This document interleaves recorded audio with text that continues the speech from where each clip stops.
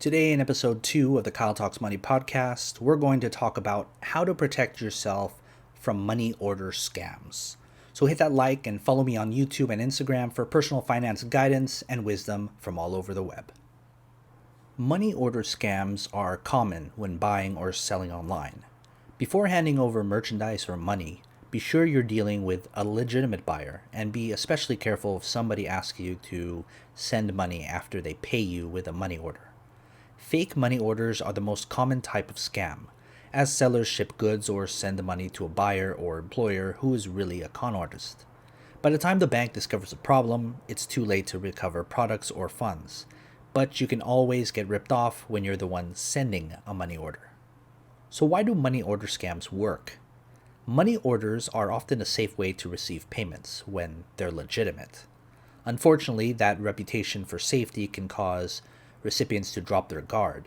These scams work because you believe that you've been paid and that money order is as good as cash. In fact, you should always treat money orders with caution, the same as you would with personal or other types of checks. So let's talk about some typical money order scams. First is the excess payment scams. A typical approach involves an inquiry from somebody from far away in another state or country. The person agrees to buy your item, but when the payment arrives, it's a money order for much more than it should be. Why did they overpay? The buyer will ask you to send the excess money above and beyond your sales price somewhere else. Perhaps you're supposed to send the funds to an expensive shipper who handles overseas transactions. Alternatively, the buyer may ask you to refund the excess amount, usually by wire transfer or through a money service transfer system, because they couldn't get a money order for the correct amount. Either way, you'll lose that money for good if you go along with the buyer's instructions. Next is the purchase scams.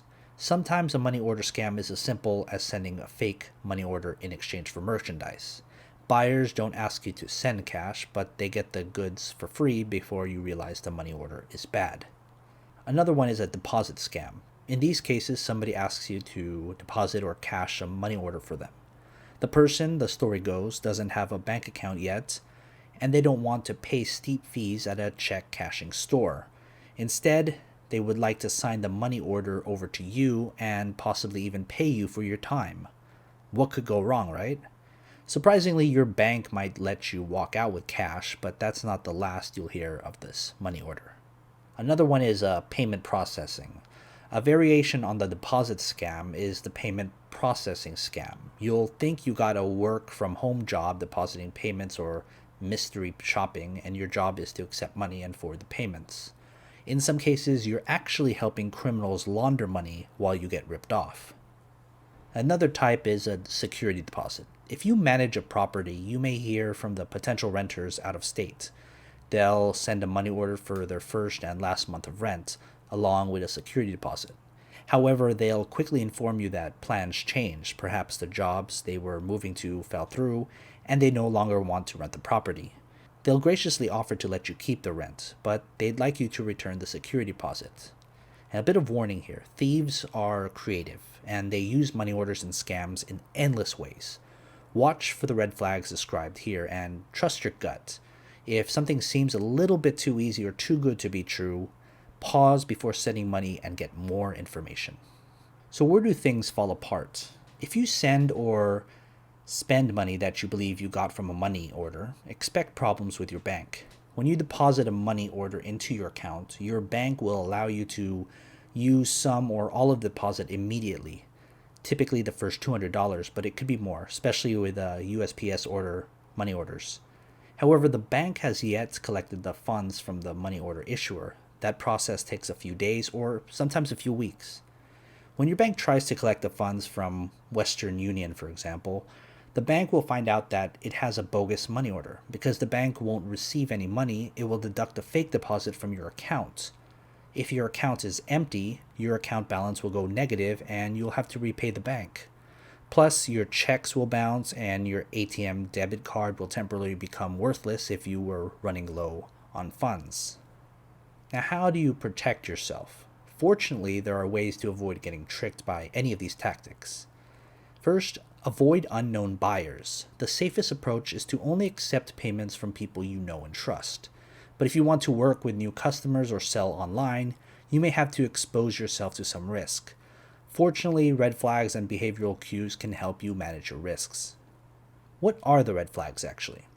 We'll be able to spot most money order scams a mile away if you pay attention.